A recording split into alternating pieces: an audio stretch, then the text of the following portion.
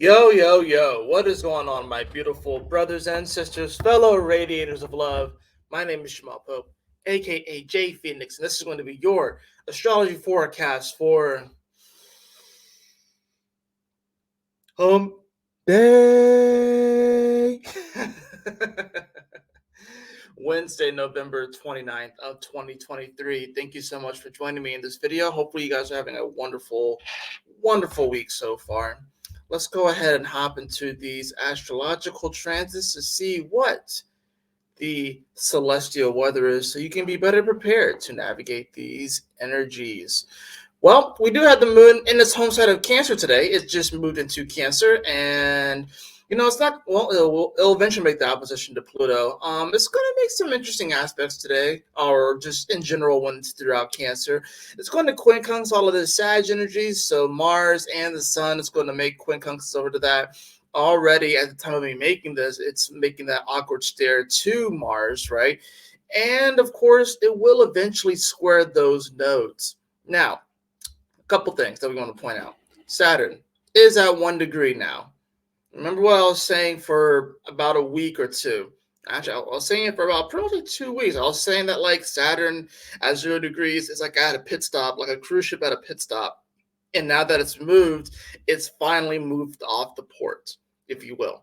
So if there are certain attractions that you didn't get to go see, if you left some things behind, if you got left on the island, the ship has already sailed. So now, just because the ship has already sailed as far as this aspect, doesn't mean that Saturn's not going to make another pit stop in Pisces, because it will retrograde in Pisces again. So just because this first leg of the journey we have already committed to or made some sort of decision when it comes to the Piscean energy, when it comes to our dreams, when it comes to those, fluffier spiritual things that we wish to experience and stuff like that, we've already committed to that aspect, right? But Saturn, like I said, will retrograde in Pisces again. It's just for like this first leg of the journey when we went back to that fork in the road and we decided, okay, do I really want to go this route or do I want to try this brand new route? Because I could try the brand new route. That seems enticing. That seems pretty cool. Or I can go the route that I went, but maybe when it forks off again, I decide to go left instead of right. You know what I mean? So that's the thing about this. So, but you are committed now to whatever path that you did because you remember all of the aspects that Saturn made while it was at 0 degrees. We have to also consider that Sun, Mars. It made it made several aspects. Mercury, it made several aspects while it was just chilling here at the 0 degree point. The moon, I want to say, at 1.2. So we had hit a 0 point. And when you hit a 0 point, it's like this interesting moment where there's infinite potential, right? Now that it's clicked to 1 degree, it's about taking whatever that potential is and that momentum and establishing ourselves and like from that moment, establishing ourselves and developing the momentum and really push things forward. Right. So that's the thing about this with the Saturn here in Pisces now at 1 degree. Now the moon did trine Saturn, but that was like in the middle of the night. It was like around like 4 a.m. or so. So at least we got that nice little harmonious aspect with the moon and Saturn. Of course, the moon in its home sign of Pisces. And Saturn, like I said, doesn't dislike Pisces. I mean, yeah, it's a little bit harder for it to get its footing, but you have to also consider the fact that Saturn is like a ship. So being in Pisces is actually not a bad thing, because Pisces is like the open water, if you will. So this is actually a place where Saturn can ironically be pretty comfortable and pretty confident. Does it provide a bit of a challenge? Of course, sailing the seas was a bit of a challenge, but Saturn is definitely up for it. So long as Saturn has a very competent crew, and so long as people listen to Saturn's orders, Saturn likes being out there in the open water, right? So now, of course, we move this forward, and we're going to see that Venus come on top of the South Node finally. It's been with the South Node this entire time. And now, today, it does fully conjunct the South Node at 24 degrees. Now, of course, we have Eris here as well. So we get this massive conjunction opposition right here, right? Now, we've been talking about this for a bit. And this, of course, has everything to do with relationships. And especially now with the moon in Cancer, which is going to be pulling on the heartstrings and stuff. And this could be one of those moments where this can definitely be a moment where people go back to exes and it definitely causes some sort of discord and strife. This can be a moment where exes may come out of nowhere and start talking to you. Out of bounds communication with that Mercury here in Sag. I want to say it's still out of bounds. Yep, it's out of bounds, as is the moon, even though the moon is at home. So that's the interesting thing about this. Now, despite this conjunction, Venus has a very strong score. It's plus 12. The moon is plus 9, Saturn is plus 8. That's the interesting thing about this. But if you look at where Sun, Mars, and Mercury are, they're the weakest. Sun is at plus 3. Mars is at plus 0, so it's pretty much neutral. But Mercury is at minus 10. It's at minus 10. So that's kind of the interesting thing about this. I think the thing with the moon, too, is that I wouldn't consider the moon necessarily a benefic or a malefic. It pretty much takes on the energy of whatever it's with. Now, being that it's in Cancer, it will have a bit more of a benefic kind of energy, right? I will say that. And then, of course, with Venus is the lower benefic. So it's not necessarily about the it's not necessarily about those things that we bring into our life that are going to bring us this super long-term kind of fulfillment. It's more of like that in the moment kind of dopamine hits. Not that relationships can't ever be extended out. Of course, you have people that have anywhere from like day relationships up to like being married for like 70 years, right? But, Venus is still a bit more about that, that feel good stuff in the moment. You know what I'm saying? Those little dopamine hits. And with it going over the South Node in Libra, this could definitely be one of those moments. People try to get with their exes or, continue to entertain someone despite the fact that there are like major red flags in that relationship, or try and overcompensate and over communicate like to other people, or like maybe like I could definitely see people like defending their partner, even though their partner's like, your partner's not a good partner, but then like overly defending them. I'm looking at you, Will Smith, right? And with that Mercury that's out of bounds, it's going to be this communication. It's like it's way out there. Not only that, but Mercury is on the galactic center point. Now, the galactic center point is, as its name suggests, the center of our galaxy, and the center of our galaxy is in Sagittarius. And I think it moves like it moves incredibly slow. So I think it just moved from 26 to 27 degrees. And I want to say that was actually in 2012 is when that happened.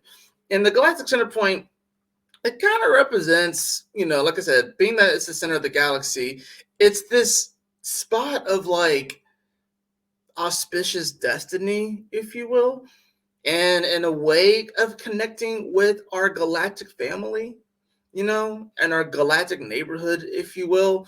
It makes sense that it will be in Sag, because Sag, it seems so foreign to us. And now that Mercury is on here, this is why I'm saying, like, some of you guys may start to channel different things that are way, way outside of the scope of the reality of this world, the reality of what we have so far created here. Maybe that's why you feel like you can't really fit in and stuff like that. It's because some of the things that you may be channeling or some of the things that you want to communicate come from probably a family that you have that's in a whole nother solar system on the other side of the fucking galaxy and shit like that. And you decided to move over here for this particular lifetime. but you still have memories of that particular life over on the other side of the galaxy. And then it's just sort of like now you're trying to bridge those gaps and stuff. And it can be very, very weird because we do things a little bit differently and a bit dense here on Earth, even though we're trying to raise the vibration here and shit. We do things a bit denser here. So it can be tough to kind of like bring that energy in and try and integrate that.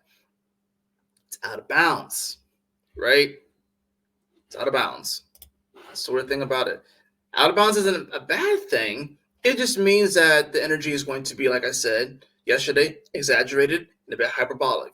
So when it comes to communicating our beliefs, and being that the Mercury is in the decan ruled by the sun with Sagittarius, is definitely going to people that are communicating their beliefs in this way can definitely bring that intense energy that the sun brings that's almost just like undeniable, right? This almost just undeniable. And with the moon in Cancer, it's definitely going to be pulling on the emotions a bit more. With Venus on top of the South Node, this can definitely be, I can even see that people trying to revive old relationship dynamics of the past, thinking that they're going to somehow fix the now and stuff. I will say this though, I think the whole man versus woman war of 2023 on the internet needs to end. All of these red pill channels, all of these manosphere thingies, all of that shit's collapsing anyways. It had its run for like the last couple of years, but like it doesn't honestly, none of that shit really benefits anybody. Not really. Not really, because taking those things and then projecting that onto an entire sex, right? When most people aren't even watching that kind of content, but then someone that does watches that and then starts to project it and think that all women are this way or all men are this way. That shit is for the birds, man.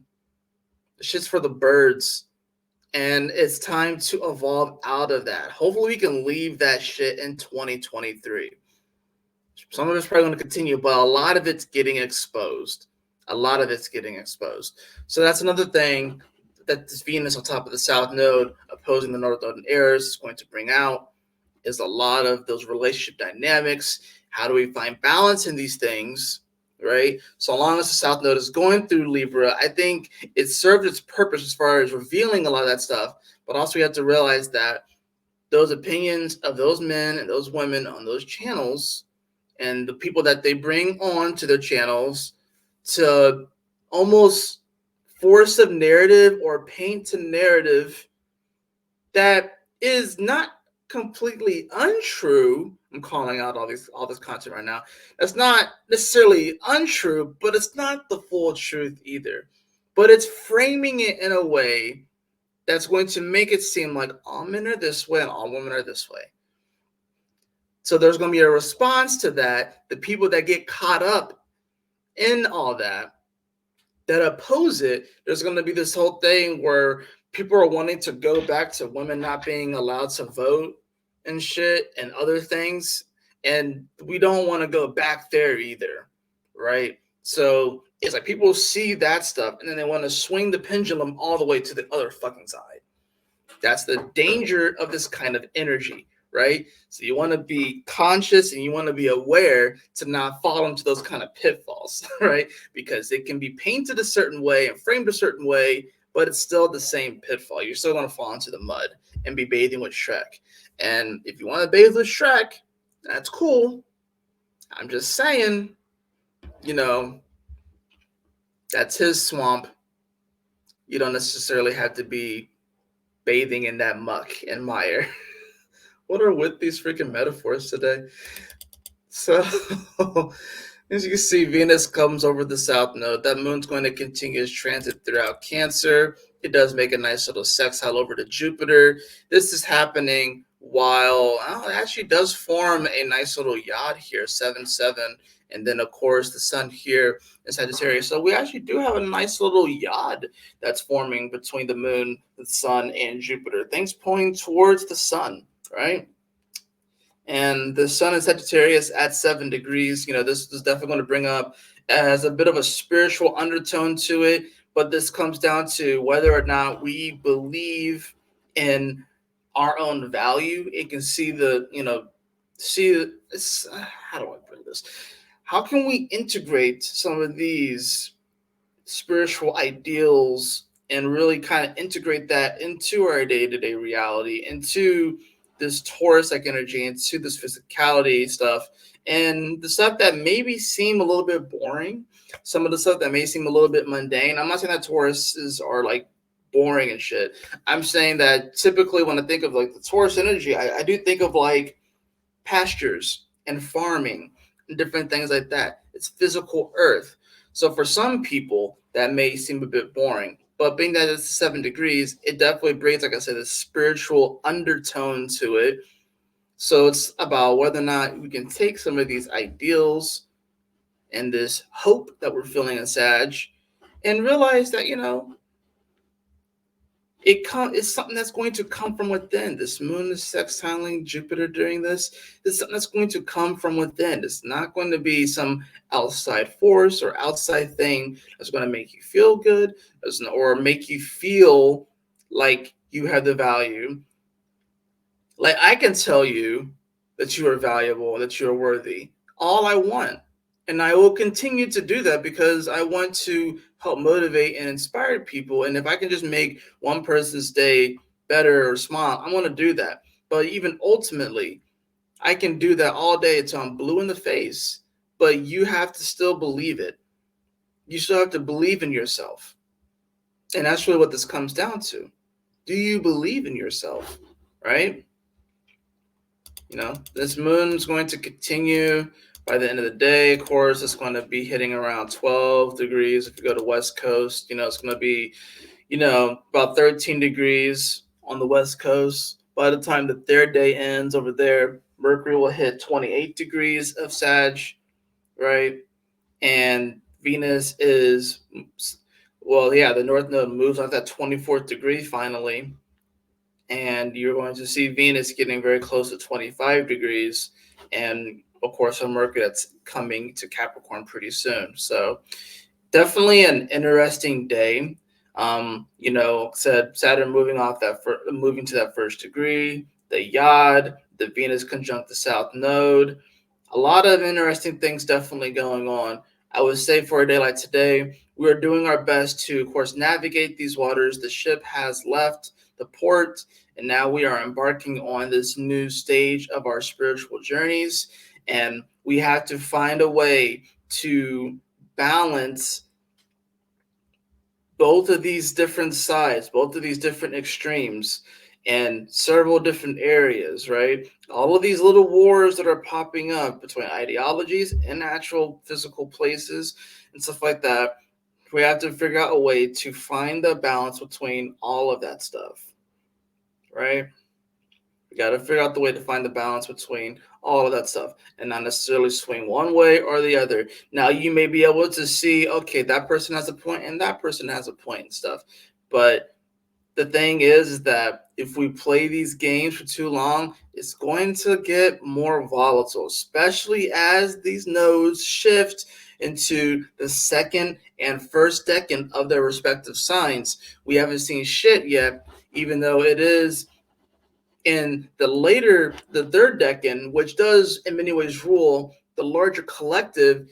Every single sign, generally that last decan is a little bit more of a collective energy, but being that this is Libra and Aries, this is very individual. So we honestly haven't seen shift yet. Once they shift into that second and into that first decan, then things are really going to kick off and get very, very spicy. So we have to just do our best to kind of maintain our head through all this and realize that, emotionally and mentally, we're still kind of out of balance. Things are going to be a little bit exaggerated. So it's definitely going to be something that we have to kind of go within, find our vitality, of course, through that sun, and really trust our deeper intuition. Let's go ahead and get into the cards.